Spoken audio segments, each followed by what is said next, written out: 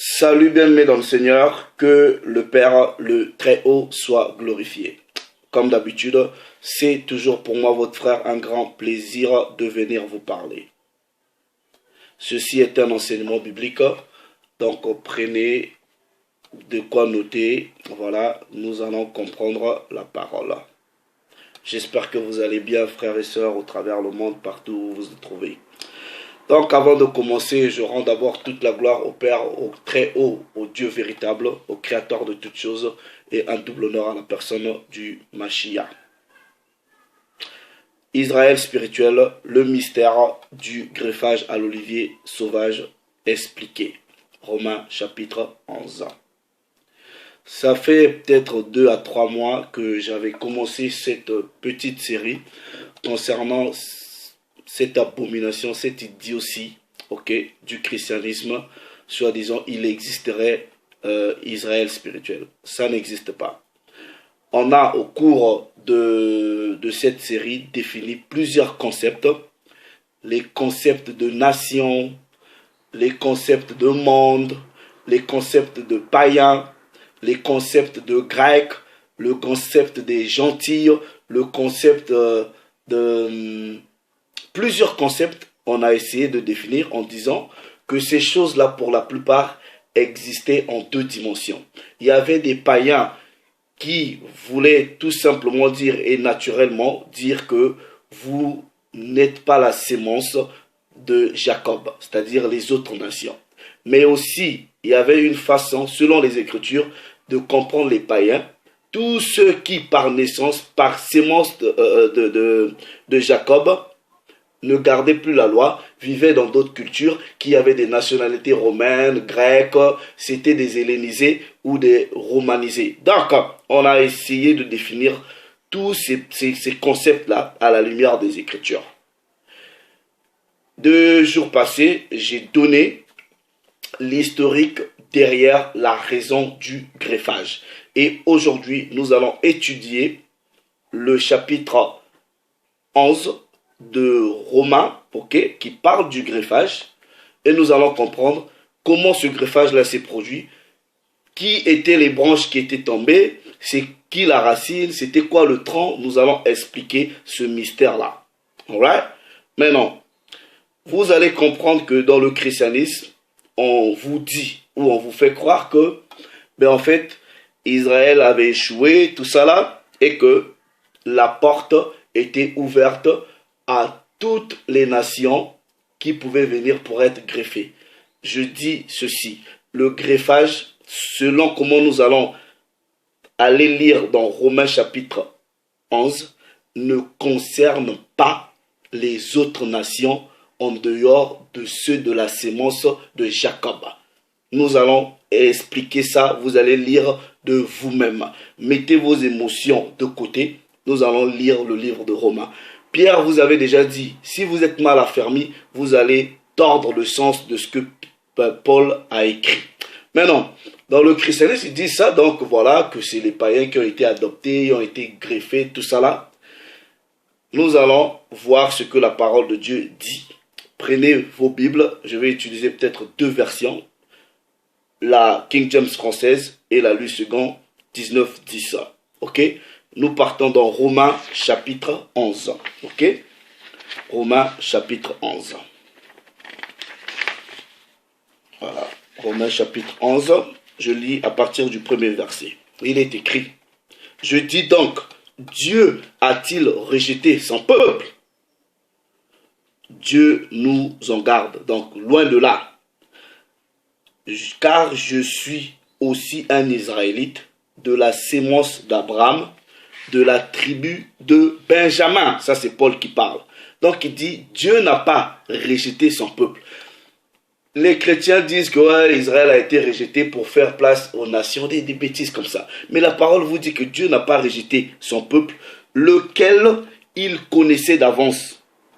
Maintenant, regardez ceci. Regardez. Paul, maintenant, il va faire une analogie. Il va prendre un exemple sur ce qui était passé avant. Et comme je vous ai dit là, vous les chrétiens qui venez, à chaque fois on vous parle des histoires de la loi, vous dites, oh, bah, c'est les anciens trucs, c'est l'Ancien Testament.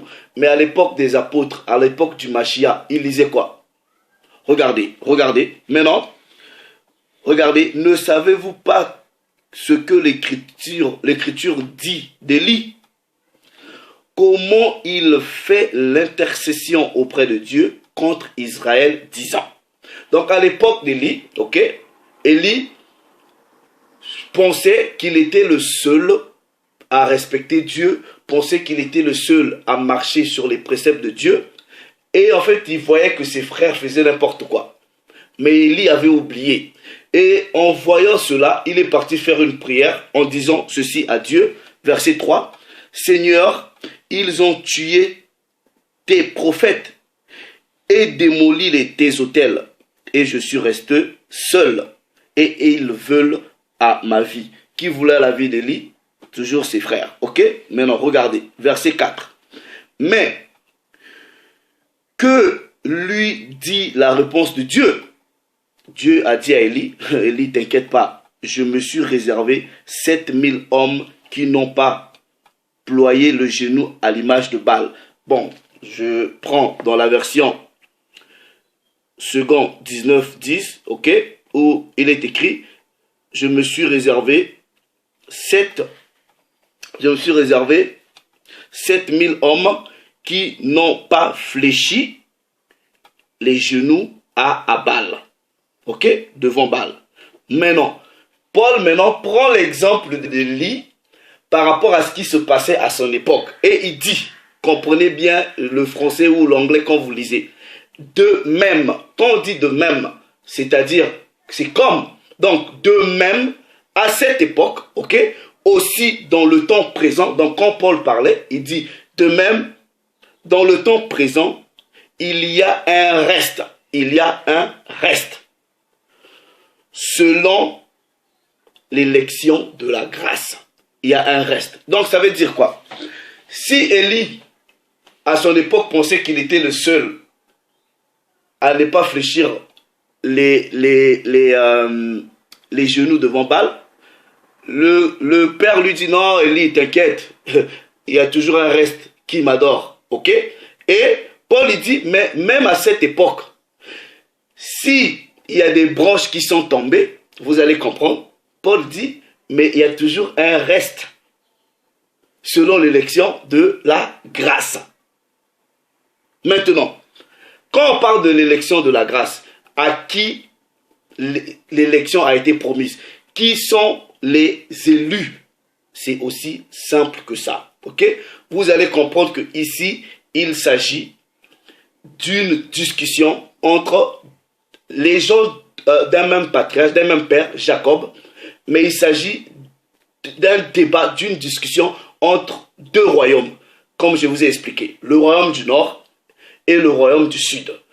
Le royaume du Nord, vous avez les autres tribus, et le royaume du Sud, vous avez Benjamin, comme Paul, vous avez Judas et Lévite. Ok? Maintenant, dans l'ensemble, nous allons aller comprendre à qui l'élection était adressée. Nous prenons 2 Pierre, ok? 2 Pierre, au chapitre 2 Pierre, au chapitre 1er, ok? Regardez ceci, au chapitre 1er, mais à partir du verset 10, puisque Paul aussi va utiliser les termes de brancher. Regardez, c'est pourquoi Paul dit, c'est pourquoi, frères, appliquez-vous d'autant plus à être affermis, d'autant plus à affermir votre vocation et votre élection. Votre élection. Maintenant, nous allons savoir qui était élu. Et il leur dit, en faisant cela, vous ne brancherez jamais. Pierre aussi avertit des gens en disant, faites attention, même si vous êtes élus, mais restez dans l'affermissement pour que vous ne branchez jamais, c'est-à-dire pour que vous ne tombez pas. Il parle de l'élection. À qui Paul s'adressait, Pierre plutôt, s'adressait dans ses lettres. Nous prenons 1 Pierre chapitre 1, ok, du verset 1, ok. Il est écrit, Pierre, apôtre de Jésus-Christ à ceux qui sont étrangers et dispersés, c'est-à-dire les Juifs étrangers et dispersés, où? Dans le Pont, dans la Galatie, dans la Cappadoce, dans l'Asie, dans la Béthynie. Et qui sont élus, élection. La parole s'explique avec elle-même. Je m'arrête là, je repars, ok, dans le livre de Romains. Alright? Donc, maintenant, je repars un peu 2 chapitres avant. Je prends maintenant Romains chapitre 9, ok? Regardez. Il est écrit, parce que dans le christianisme, vous dites que vous avez été adopté, vous avez, je ne sais pas quoi, la porte elle a été ouverte à tout le monde. Non, vous mentez sur la Bible. Vous êtes des menteurs. Regardez ce que la Bible dit. On est toujours dans le livre de Romains, mais nous prenons le chapitre 9. Regardez. Je dis la vérité en Christ. Je ne mens pas. Ma conscience aussi me rend témoignage en l'Esprit Saint, version King James française. Que j'ai une grande lourdeur et une continuelle lourdeur dans mon cœur. Car je souhaiterais que moi-même je sois maudit par Christ pour mes frères, ma parenté selon la chair. Paul ici, il est en train de dire, quand il parle de ses frères selon la chair, sa parenté, il parle de ses Israélites, mais spécialement de ceux de sa race, c'est-à-dire de son royaume, le royaume du Sud. Vous allez comprendre ça. Il dit, ses frères selon la chair, qui sont israélites, auxquels appartiennent quoi? Donc aux Israélites appartient quoi? L'adoption. Donc ça veut dire quoi? Ça veut dire que si il y a des gens qui doivent être adoptés, ces gens-là ne doivent être que des Israélites. La parole vous dit, aux Israélites appartient l'adoption et la gloire. Retenez bien, et la gloire. On vous dit que la gloire aussi appartient aux Israélites. Et les alliances, nouvelle et ancienne alliance, et la loi et le service de Dieu, la prêtrise, la loi appartient aux Israélites. Psaume 147, versets 19 à 20. Il révèle sa parole à Jacob, ses lois, ses préceptes à Israël. Il n'a pas agi de même avec les autres nations, elles ne connaissent pas ses lois. Ok? Maintenant, comme dans votre christianisme, vous dites que soi-disant l'ancienne alliance était avec Israël et que la nouvelle alliance c'est avec les chrétiens ou l'église ou les païens, des trucs comme ça. Vous êtes des menteurs et la parole va vous confondre, ok? Regardez, nous allons maintenant prendre si vos histoires d'alliance là où vous voulez vous mélanger, ok? C'est vraiment biblique. Je prends Jérémie, ok? Jérémie va vous dire, Jérémie chapitre 31, à partir du verset 31. Maintenant, regardez. Quand vous lisez tout le chapitre de Jérémie 31, il s'agit ici de 2 maisons. La maison de Juda, ok, et la maison d'Israël, c'est-à-dire Juda et Ephraïm ou Joseph. Les 2 royaumes, les 2 maisons comme je vous ai expliqué, ok. Regardez, à partir du verset 31, il est écrit, Jérémie chapitre 31, à partir du verset 31. Voici les jours viennent, dit l'Éternel, où je ferai avec la maison d'Israël, ok, donc le royaume du Nord, Ephraïm, Joseph, et la maison de Juda, une nouvelle alliance.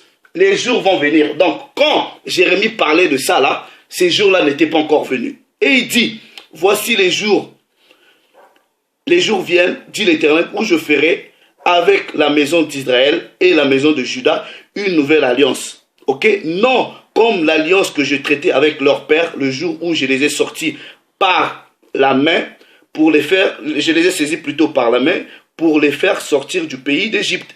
Une alliance qu'ils ont volée. Ok? Quoique je fusse leur maître, dit l'Éternel. Mais, voici l'alliance que je ferai avec la maison d'Israël. Après ce jour-là, dit l'Éternel, je mettrai ma loi au-dedans d'eux et je l'écrirai dans leur cœur. Et je serai leur Dieu et ils seront mon peuple. Ok? Maintenant, nous repartons dans le Nouveau Testament, puisque vous dites que ces alliances-là sont signées avec vous. La Bible ne dit pas ça. Hébreu, dans le Nouveau Testament, puisque vous aimez, Hébreu va répéter les mêmes choses. Hébreu chapitre 8, à partir du verset 7. En effet, si la première alliance avait été sans défaut, il n'aurait pas été question de la remplacer par une seconde. car c'est avec l'expression d'un blâme que le Seigneur dit à Israël. À Israël, pas aux païens ou à tout le monde, à Israël.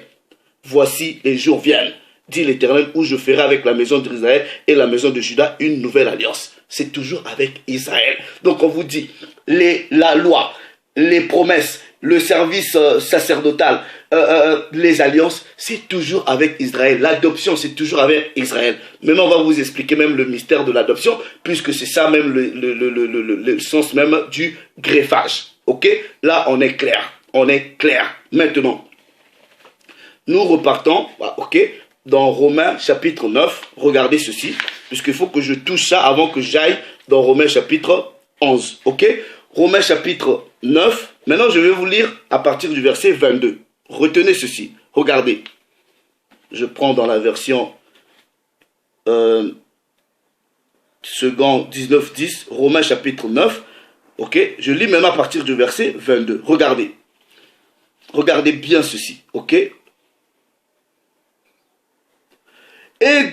que dire si, voulant montrer sa colère et faire connaître sa puissance, a supporté avec une grande patience des vases de colère formés pour la perdition, et s'il a voulu faire connaître la richesse de sa gloire envers des vases de miséricorde, qu'il a d'avance préparés pour la gloire. Le verset, à partir du verset 4, on vous dit, la gloire appartient qui? À Israël. Maintenant, regardez, regardez. Ainsi nous a-t-il appelés, nous, non seulement d'entre les Juifs, c'est-à-dire le royaume du Sud, mais aussi d'entre les païens. C'est qui les païens ici? C'est le royaume du Nord. Ok? Pourquoi les païens sont le royaume du Nord? Regardez ce qu'il dit. Selon qu'il est dit dans Osée, j'appellerai mon peuple, celui qui n'était pas mon peuple, est bien-aimé, celle qui n'était pas la bien-aimée. Ça veut dire quoi? Ça veut dire que quand le royaume du Sud, en tout cas le royaume du Nord, pour la plupart sont allés dans les captivités, ils avaient d'autres identités. Là-bas, ils étaient plus reconnus comme les Juifs ou les Israélites. Ils n'étaient pas reconnus. Ils étaient comme des Grecs. Voilà. Maintenant, nous allons aller prendre cette prophétie-là dans Osée, ok? Pour que vous compreniez, quand on vous dit d'entre les païens là, ça reste toujours des Juifs qui avaient maintenant des identités, ça reste plutôt des Israélites qui avaient des identités grecques, romaines, voilà. C'est comme nous aujourd'hui, on se dit Congolais, mais on est Israélites, ok? Nous allons aller prendre la prophétie pour voir qui était le peuple qui devrait être appelé pas peuple de Dieu, ok? Et devrait être appelé païen. Avant ça, ok, regardez, nous partons dans Osée, puisqu'il dit que c'est Osée qui en a parlé. Regardez, Osée au chapitre 1er, ok, regardez. Je vais lire à partir de quel verset? Ok, bref, vous pouvez lire à partir du... Bon, je lis à partir du début, mais je vais faire une lecture rapide. La parole de Dieu qui fut adressée à Osée, fils de Béri, au temps d'Ozias et de Jatam, d'Achaz, de Jésias, roi de Juda, et au temps de Jéroboam, fils de Joas, roi d'Israël. La première fois que l'Éternel adressa la parole à Osée, l'Éternel dit à Osée, va, prends une femme prostituée et des enfants de prostitution, car le pays se prostitue, il abandonne l'Éternel. Il alla et prit Gomer, fils de Diblaïm. Elle conçut et lui donna, et lui enfanta un fils. Et l'Éternel lui dit, appelle-le du nom de Jisril, ok? Car encore un peu de temps, je châtirai la maison de Jéhu pour le sang versé à Jisril, ok? Je mettrai fin au royaume de la maison d'Israël. En ce jour-là, je briserai l'arc d'Israël dans la vallée de Jisril.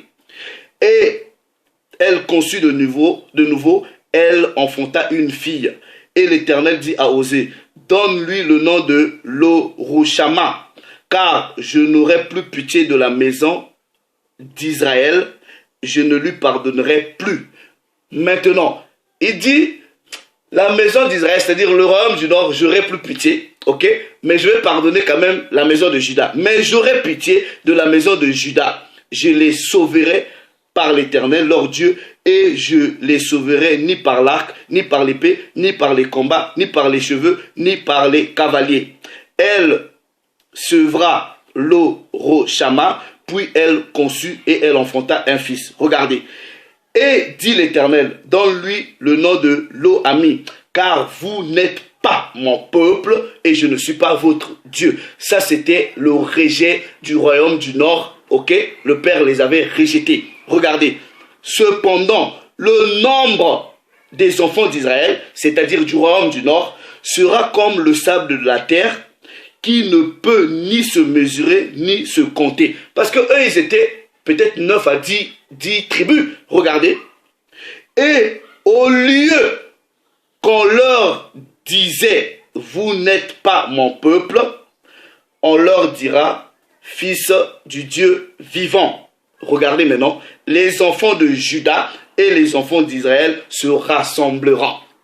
C'est tout le principe de Romains. Maintenant, nous repartons maintenant, ok, au chapitre 11. Nous repartons au chapitre 11. La Bible se comprend précepte sur précepte, ok. Donc, un peu ici, un peu là. Nous partons maintenant dans Romains chapitre 11, ok. Romains chapitre 11. Nous prenons à partir... Donc, à partir quand Paul dit, ok, regardez, à partir du verset 4, mais quelle réponse Dieu lui fit-il? Je me suis réservé 7000 hommes qui n'ont point fléchi le genou devant Baal.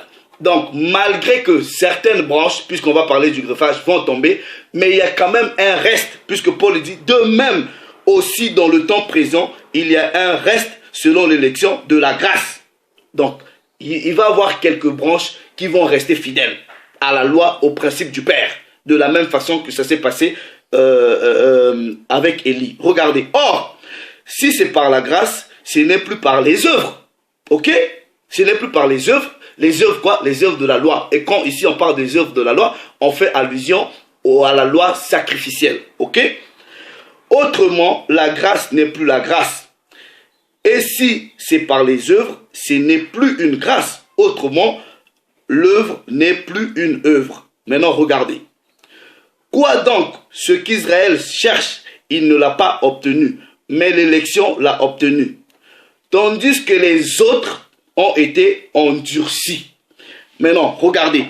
Qui a été endurci? Ok? Ceux du royaume du sud, c'est-à-dire Benjamin, Lévi et Judas. Vous allez comprendre ça. Selon qu'il est écrit, Dieu leur a donné un esprit d'assoupissement, des yeux pour ne pas voir, des oreilles pour ne pas entendre jusqu'à ce jour-là. Et David dit, on prend encore une analogie par rapport à David. Et David dit que leur table soit pour eux un piège, un filet, une occasion de chute et une rétribution. David parlait à qui? Il parlait à ses frères. Ok? Puisqu'on vous dit, ce qu'Israël cherche, il ne l'a pas trouvé. Nous allons voir, quand il prend cet exemple, David parlait à qui? Quand il disait que leur table soit pour eux un piège. Psaume 69. Tout s'explique dans la Bible. Ok? On va aller dans le psaume 69 pour voir est-ce que David, quand il disait ces choses-là, il disait à des étrangers. Non, David, tribu de Juda, regardez, psaume 69, je vais prendre la version seconde 19-10, ok, psaume 69, ok, maintenant, à partir du verset 23, vous pouvez lire, vous pouvez, bon, je prends,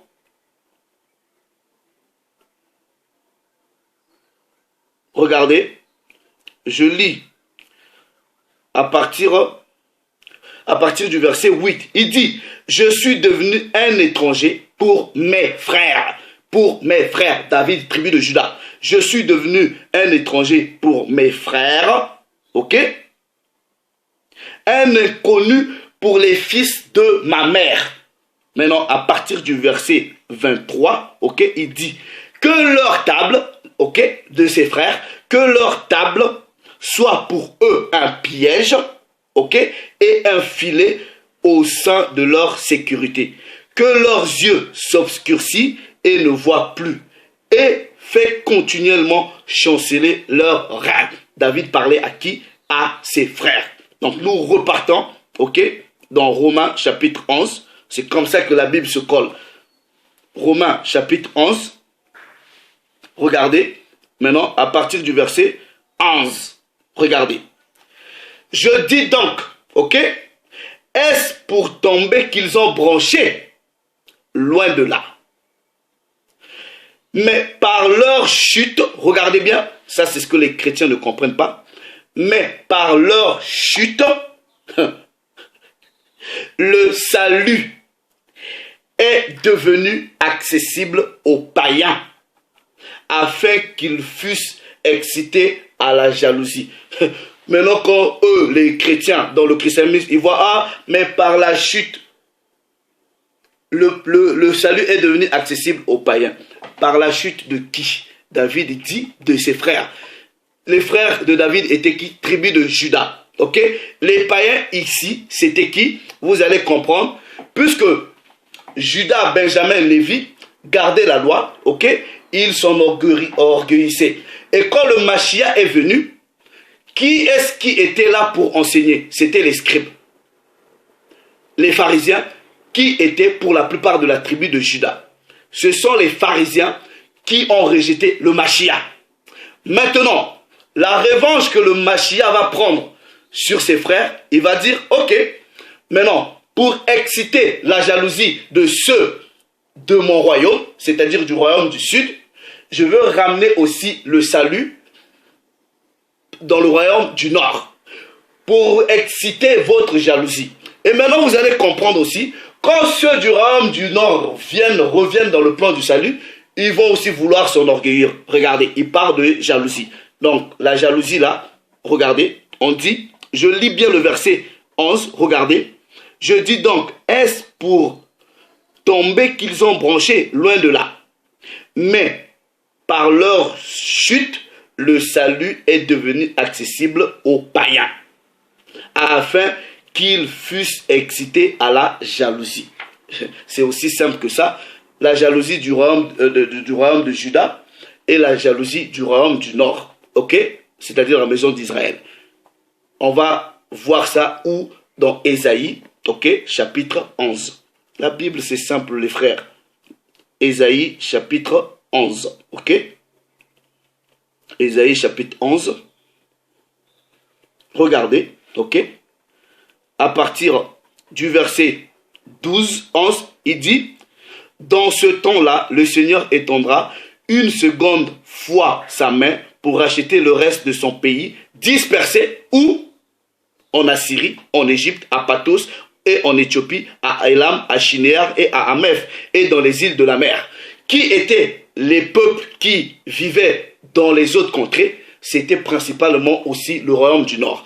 Et le Père dit, il va les faire revenir dans le plan du salut pour les greffer à l'arbre. Vous allez voir ça, ok?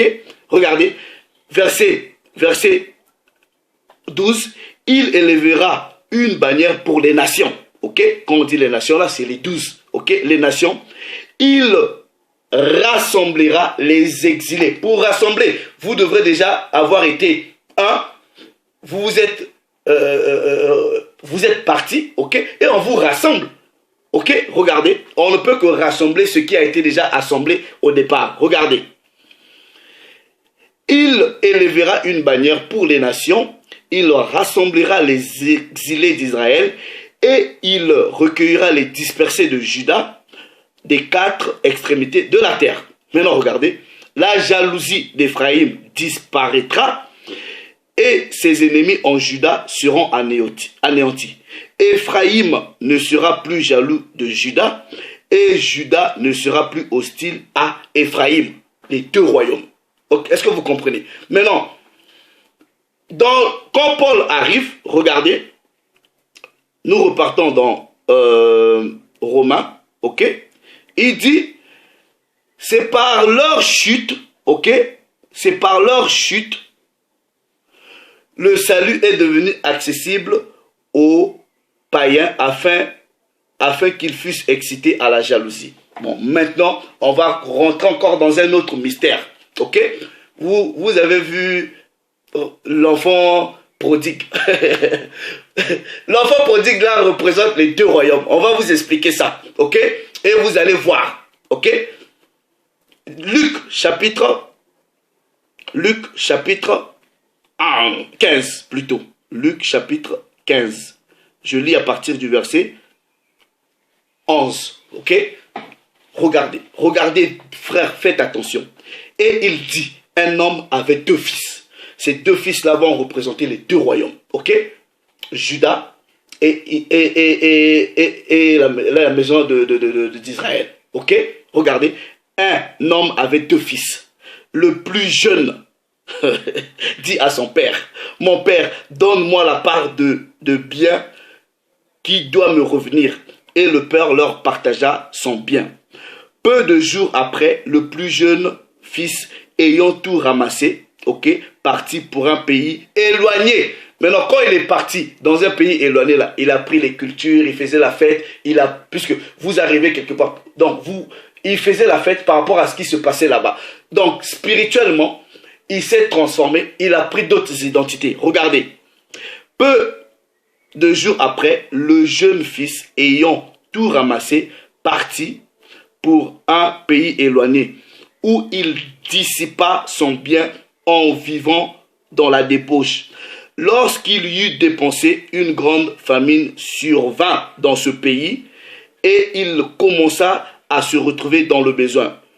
Il alla se remettre au service des habitants du pays, c'est-à-dire il est devenu comme eux, ok? Regardez.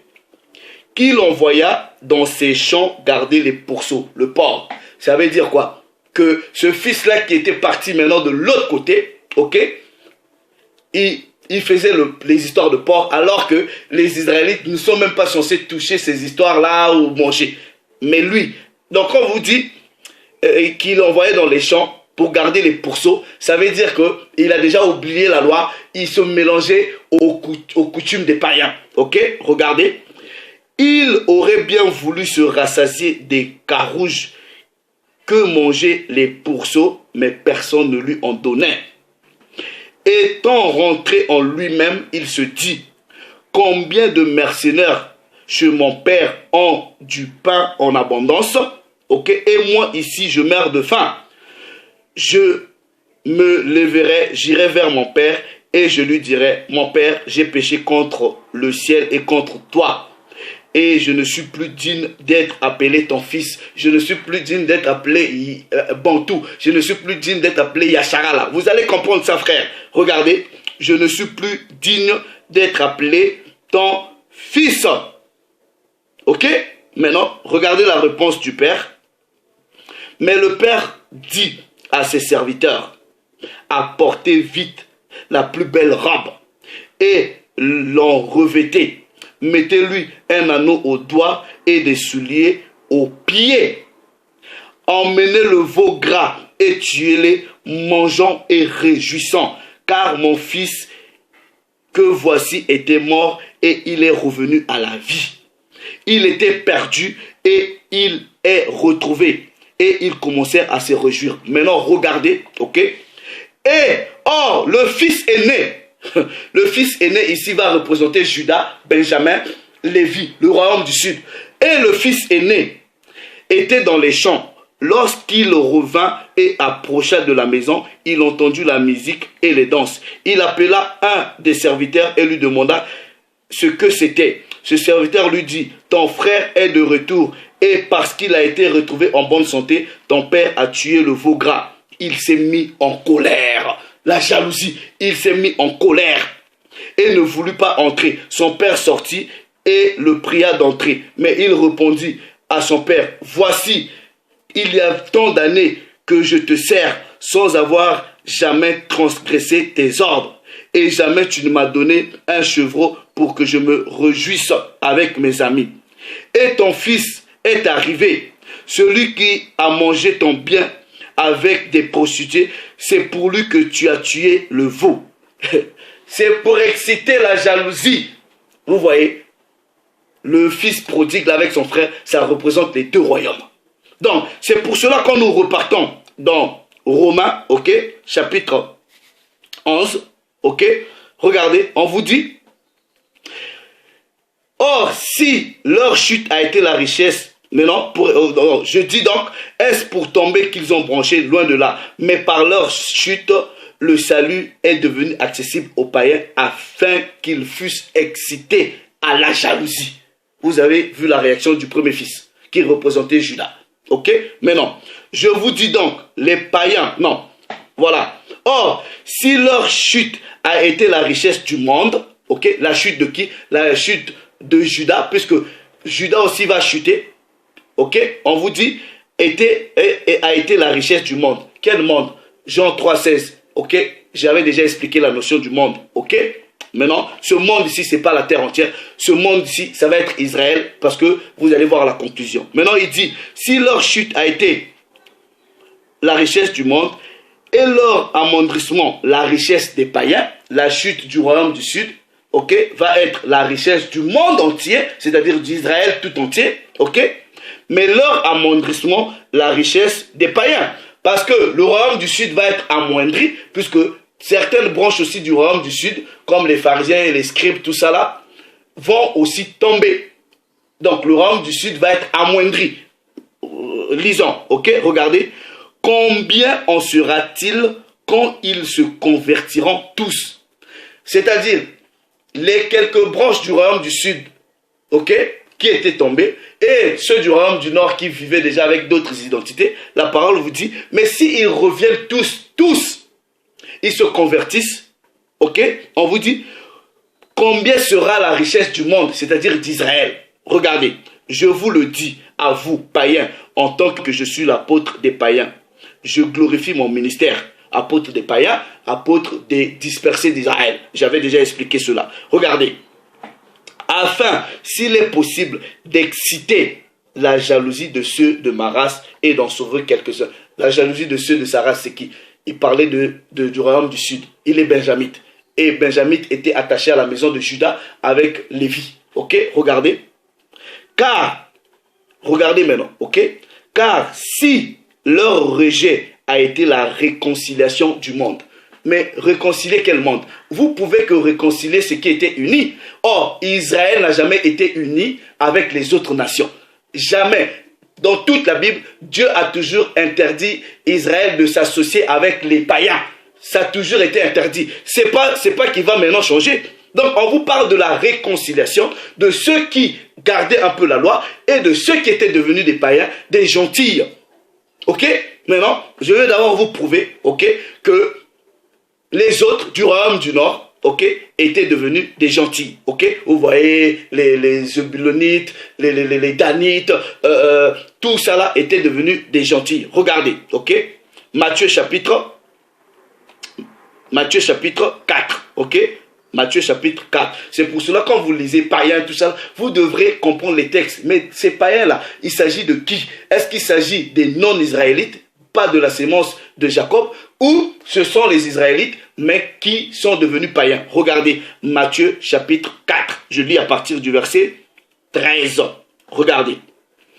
Il quitta, en parlant du Christ, du Mashiach, il quitta Nazareth et vint demeurer à Capharnaüm, situé près de la mer, dans le territoire de qui? De Zébulon et Naphtali. Zébulon et Naphtali. C'est qui? C'est pas les deux tribus. Regardez. Afin que s'accomplisse ce qui a été annoncé par Isaïe le prophète. Le peuple de Zabulon et de Naphtali, de la contrée voisine de la mer, du pays au-delà de Jourdain et de la Galilée des Gentils. Donc on vous dit déjà que ces gens-là, Naphtali, Zabulon, ok, et les gens de la Galilée, c'était des gentils, c'était devenu des païens, territoire des païens. Ok, dans les autres versions, on dit Zabulon et Naphtali, territoire des païens. Mais Zabulon et Naphtali, ce sont les 12 tribus. Vous devrez comprendre l'historique biblique. Maintenant, nous repartons dans Romains, ok. Nous repartons dans Romains, chapitre 11. Regardez. Maintenant, on dit, or, si les prémices sont saintes, la masse l'est aussi. Et si la racine est sainte, les branches le sont aussi. C'est qui la racine? Ok? C'est qui la racine? La racine, c'est la personne du Mashiach. Ok? Maintenant, vous voyez, quand vous avez un arbre, vous avez la racine, vous avez le tronc, vous avez les branches et vous avez les fruits. Je vais expliquer ce mystère-là. Regardez, ok? La racine, ça va être la personne du Mashiach, ok? Ésaïe, chapitre 11, verset 1. Puis un rameau sortira du tronc d'Ésaïe et un rejeton naîtra de ses racines, ok? Nous prenons à partir du verset 10, il dit, en ce jour-là, le rejeton d'Isaïe sera là comme une bannière pour les peuples. Les nations se tourneront vers lui et la gloire sera sa demeure. Ce rejeton-là d'Isaïe, là, le fils de David, on parle de la personne du Christ. C'est lui la racine. Ok? Maintenant, vous voyez, le mystère, c'est quoi? Vous avez un arbre, vous avez les racines, vous avez les troncs. Ok? Les troncs, là, la racine, c'est elle qui prend les vitamines, ok? Qui fait monter la sève. Et la sève, ça va être la parole. La sève doit être montée au niveau des branches pour produire des fruits.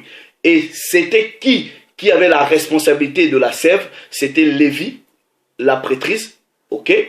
Les enseignements, les histoires comme ça, c'était Lévi, Benjamin et Judas. Mais principalement les Lévites et la tribu de Judas. Et la plupart des scribes, des pharisiens, c'était du royaume du sud. Mais non, vous allez comprendre que certains des scribes et certains des pharisiens, les docteurs de la loi, avaient failli à leur mission. Donc, ce qui fait qu'ils ne pouvaient pas, non seulement ils ont refusé le Christ, ok? Donc, ils ne pouvaient pas donner des bons enseignements, la bonne sève aux branches. Et les branches vont fanir, les branches vont périr et les branches vont tomber. Puisqu'il est dit dans Luc, regardez chapitre, je pense Luc chapitre 11, je pense. Regardez, Luc chapitre 11, à partir du verset, I think, 50. Il est écrit. Non, à partir du verset 52. Malheur à vous, docteurs de la loi, parce que vous avez enlevé la clé de la science. Vous n'êtes pas entrés vous-même et vous avez empêché, ok, d'entre ceux qui le voulaient. Quand ils furent sortis de là, les scribes et les pharisiens commencent à le presser violemment et à le faire parler sur beaucoup de choses, lui tendant des pièges pour surprendre quelques paroles sorties de sa bouche. Donc, le Christ leur dit, mais c'était vous qui étiez censés enseigner, apporter la sève aux branches pour produire des bons fruits. Les docteurs de la loi, les pharisiens, les scribes, ils ont échoué. C'est ça que vous devrez comprendre. Maintenant, nous repartons, puisqu'on vous dit la racine. Regardez, qu'est-ce que cette racine-là fera? Nous repartons dans Ésaïe chapitre 11. Le rejetant, Ésaïe chapitre 11, voilà, à partir du verset 10, regardez la racine va faire quoi, ok? Quand vous lisez, à partir du verset 12, ok? À partir du verset 11, dans ce temps-là, cette racine-là fera quoi? Le Seigneur étendra une main, une seconde fois, sa main pour racheter les peuples qui sont dispersés en Assyrie, en Égypte, à Pathos, en Éthiopie et à Élam, à Shinéa, voilà. Ok? Et quand vous lisez, il va les rassembler. La racine va rassembler. Maintenant, nous repartons dans Romains chapitre 11. Ok? On était où? À partir du verset... Romains chapitre 11, à partir du verset 17. Regardez. Ok? Donc, le Christ, regardez, à partir du verset 17, il est écrit. Mais... si quelques-unes, pas toutes, si quelques-unes des branches ont été retranchées, et si toi, qui es l'olivier sauvage, tu as été entré à leur place et rendu participant de la racine de la graisse de l'olivier, ne te glorifie pas aux dépens de ces branches. Si tu te glorifies, sache que ce n'est pas toi qui portes la racine, mais c'est que la racine qui te porte. Le mystère ici, c'est quoi? Ceux qui avaient gardé la loi, c'était eux qui représentaient l'olivier sauvage, c'est-à-dire Judas. Judas, Lévi et Benjamin. L'olivier franc ou l'olivier cultivé, ça veut dire quoi? Ceux qui vivaient dans d'autres cultures. Mais ça reste l'arbre les deux arbres d'une même espèce. Comme le Père n'aime pas le mélange. Maintenant, vous allez voir que l'olivier cultivé va être greffé à l'olivier sauvage, c'est-à-dire revenir à l'état naturel. Regardez. Maintenant, quand l'olivier cultivé revient pour s'associer à l'olivier naturel, tellement qu'il est revenu dans la facilité, les autres étaient jaloux en disant, bah attends, nous aussi on a gardé la loi, tout ça là, c'est qui ces gens-là? Comment ils peuvent hériter du plan du salut comme ça facilement? Comme on avait déjà expliqué l'historique derrière les tractations entre le royaume du sud et le royaume du nord. Regardez, ok? Regardez. Tu diras donc, les branches ont été retranchées afin que je fusse rentré. Cela est vrai. Elles ont été retranchées pour cause d'incrédulité. Les branches là, le royaume de Juda n'ont pas cru au Christ. Ok, regardez. Ne t'abandonne pas à l'orgueil, mais crains. Car si Dieu n'a pas épargné les branches naturelles, c'est-à-dire même Juda a chuté, si Juda qui est l'olivier sauvage n'a pas été épargné par la chute, mais toi qui es déjà cultivé là, on va faire quoi avec toi? Regardez, il dit, ne t'abandonne pas à l'orgueil, mais crains. Car si Dieu n'a pas épargné les branches naturelles, il ne t'épargnera non plus. Considère donc la bonté et la sévérité de Dieu. Sévérité envers ceux qui sont tombés et bonté envers toi, si tu demeures ferme dans cette bonté. Autrement, tu seras aussi retranché. Maintenant, regardez. Eux-mêmes, s'ils ne persistent pas dans l'incrédulité, ils seront entrés. En parlant de certaines branches du royaume du sud, puisqu'il y a toujours un reste qui doit demeurer. Ok? Regardez. Si toi, tu as été coupé de l'olivier naturellement sauvage, puisqu'au départ, ils étaient tous l'olivier sauvage, et ensuite, ceux qui se sont détachés à cause des prophéties, à cause des esclavages, à cause des captivités, ils se sont détachés de l'olivier sauvage. On dit, si toi, tu as été coupé de l'olivier naturellement sauvage, et tu y es rentré contrairement à ta nature sur l'olivier franc, à plus forte raison, eux sont-ils rentrés selon leur nature sur leur propre olivier, selon leur propre nature, c'est-à-dire eux au moins n'ont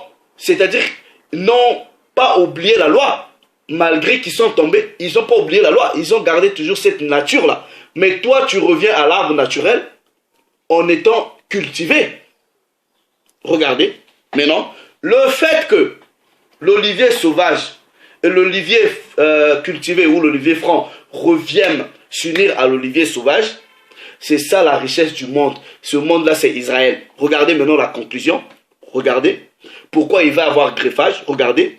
Car je ne veux pas, frère, que vous ignorez ce mystère, afin que vous ne vous regardiez point comme sages. C'est qu'une partie d'Israël est tombée dans l'endurcissement. Une partie, puisqu'il parle de reste. Il y a toujours un reste. Ok? Donc une partie d'Israël est tombée dans l'endurcissement jusqu'à ce que la totalité des païens, c'est-à-dire des gentils, des Israélites qui sont devenus païens, reviennent à la maison.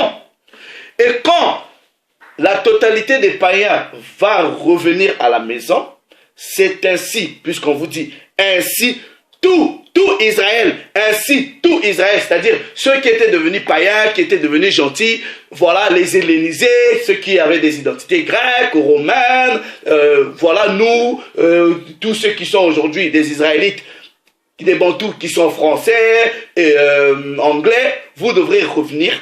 C'est ainsi, voilà la conclusion de Paul, ok?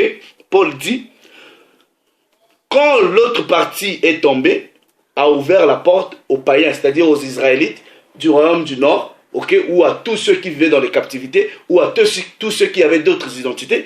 Quand vous allez revenir à l'olivier sauvage, c'est ainsi que tout Israël, on dit tout Israël, on ne dit pas que c'est ainsi Israël mélangé aux nations, aux païens. Non, c'est ainsi que tout Israël sera sauvé, selon qu'il est écrit, le libérateur viendra de Sion et il détournera de Jacob les impiétés. Les impiétés, c'est le manque de respect des lois, des choses comme ça. De Jacob. Il n'y a pas des histoires des païens ici. Maintenant, vous voyez le greffage, c'est quoi? Ce greffage-là a été déjà prophétisé. Maintenant, on va rentrer dans les mystères du greffage. Donc, avant qu'on arrive au greffage, les patriarches avaient déjà prophétisé les greffages. Regardez. Regardez ceci. Ézéchiel, chapitre 37. Donc, premièrement, le peuple va se réveiller selon les prophéties d'Ézéchiel et il va avoir greffage. Ok, j'avais déjà défini le greffage, c'est-à-dire quand vous rassemblez en un seul arbre, ok, deux arbres d'une même espèce. Je l'avais déjà lu dans les dictionnaires bibliques. Regardez ce que Ézéchiel avait déjà prophétisé concernant le greffage. Ok, Ézéchiel chapitre 37. Ok, donc, regardez. Ézéchiel chapitre 37. Ceux qui connaissent Ézéchiel 37 savent déjà que, premièrement, il y a le réveil. On parle des eaux desséchées qui vont reprendre vie. Et regardez maintenant la prophétie d'Ézéchiel. Ok, regardez. À partir maintenant du verset 15. Vous vous réveillez d'abord, comme nous réveillons. Ensuite, nous devrons connaître le greffage, c'est-à-dire abandonner les coutumes des païens, des choses comme ça. Revenir à l'olivier sauvage, à l'application des lois. Regardez. La parole de l'Éternel me fut adressée en ces mots. Oh.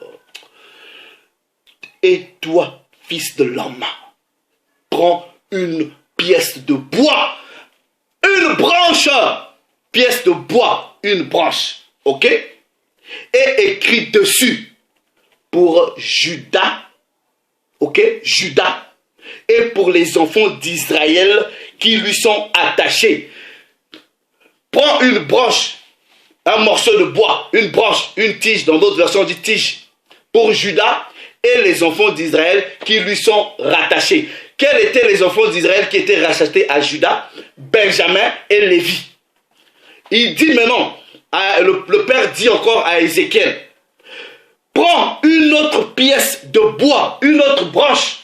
On fait quoi? Écrit dessus pour Joseph, c'est-à-dire Éphraïm, le royaume du nord, bois d'Éphraïm et toute la maison d'Israël qui lui est associée. Donc les autres tribus, Nephtali, Dan, Asher, Zabulon, associés à la maison de Joseph ou Éphraïm. C'est-à-dire... Oh. Mais j'aime la parole de Dieu. Oh, non. Donc le Père a dit au prophète, tu prends les morceaux de bois, ok? Ici, à gauche, Judas, et tout ce qui est associé à Judas, c'est-à-dire Benjamin et Lévi.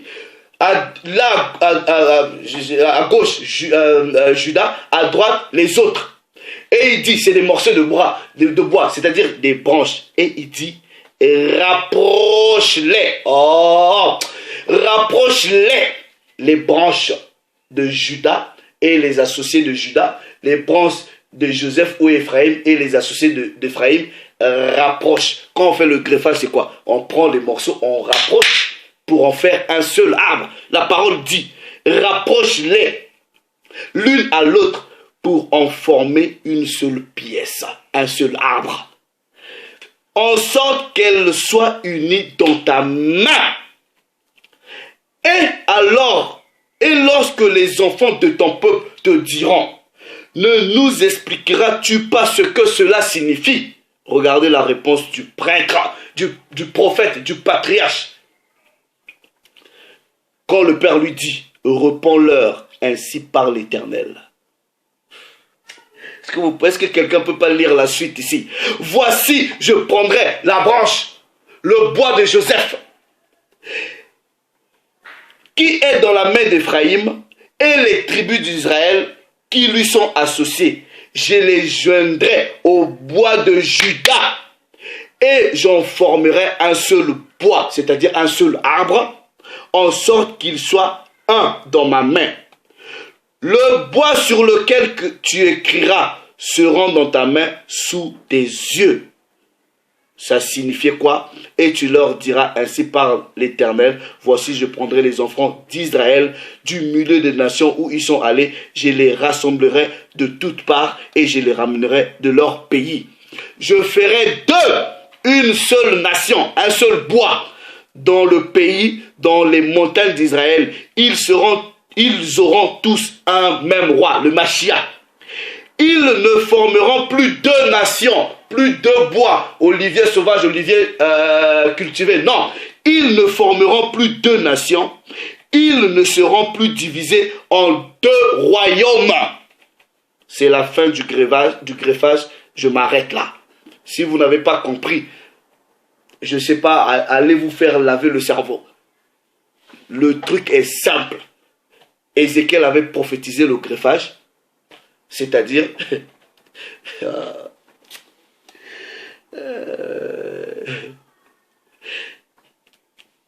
il n'existe nulle part vos histoires. Donc, Ézéchiel dit, prends deux morceaux de branches, rassemble-les.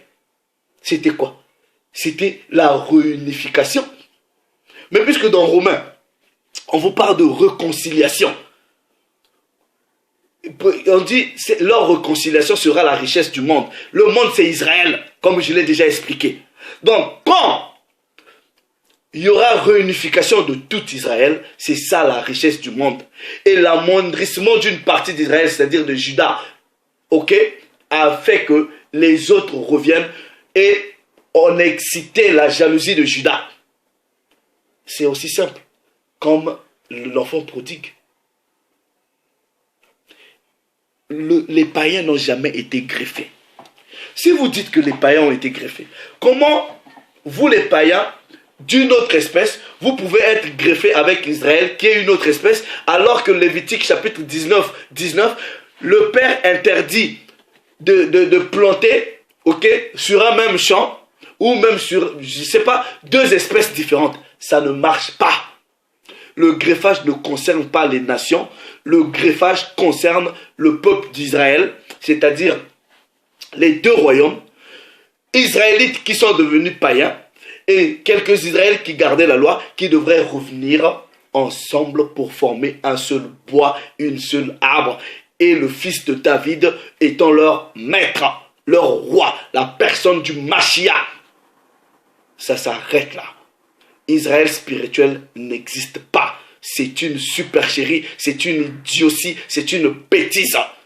Aucun fils des nations n'a été greffé à l'olivier sauvage. Ça n'existe pas. Mais le mystère, c'est quoi? Regardez. Vous avez la racine, la personne du Mashiach, qui donne la véritable parole. Les troncs, c'est-à-dire les enseignants, qui normalement devraient être, qui pour la plupart plutôt, sont de Juda. Et vous avez les racines. Donc ça veut dire quoi? Ça veut dire quoi? Je ne dis pas forcément que les enseignants sont obligés d'être de Juda. Non, mais je vais vous expliquer par rapport à cette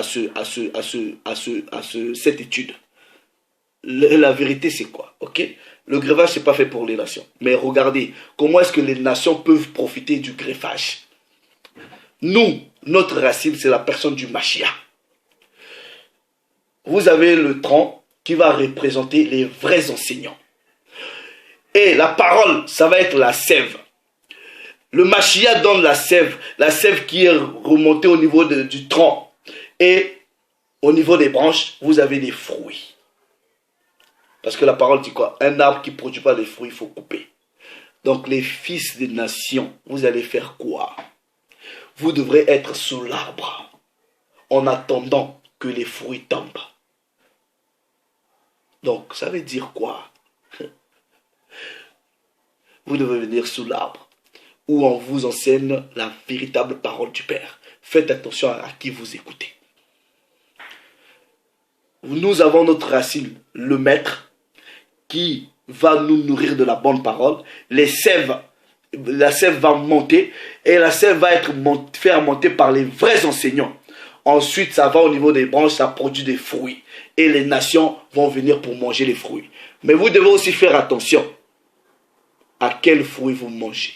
Parce qu'il y a aussi des fruits pourris. Le mystère du greffage a été élucidé. Donc à partir d'aujourd'hui, j'en ai terminé. Je passe à autre chose. Israël spirituel n'existe pas. La seule façon un fils de nation peut profiter